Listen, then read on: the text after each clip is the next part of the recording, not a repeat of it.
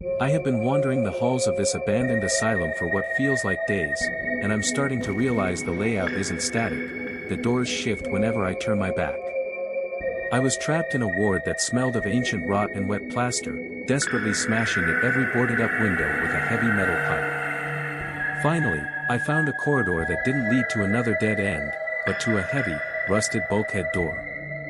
I threw my entire weight into it, and with a scream of agonizing metal, it gave way. I stumbled forward, waiting for the dark, but the air suddenly turned bone-chillingly cold. I had stepped out into the middle of a desolate, frozen highway. It was the middle of the night, and a violent blizzard was swallowing everything in white. There wasn't a single car, no streetlights, and no sound except for the frantic, howling wind hitting my face. I walked for miles, my boots crunching through deep, undisturbed snow, praying for a sign of life, but the landscape was a featureless void. Then, just as my legs were about to collapse from the freezing fatigue, my flashlight beam hit something metallic resting in the center of the road.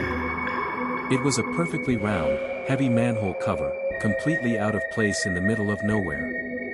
I crouched down, wiping away the thick ice, and saw it was covered in dozens of small, irregular holes.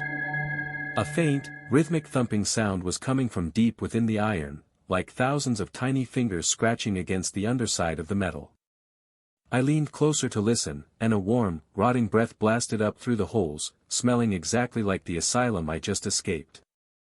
They say if you share this video, you won't be the one they find in the snow tonight, but I have to ask you, if you were alone on a frozen road and heard scratching under your feet, would you dare to pry that lid open? Comment your answer below and follow along, because the manhole cover just started to lift.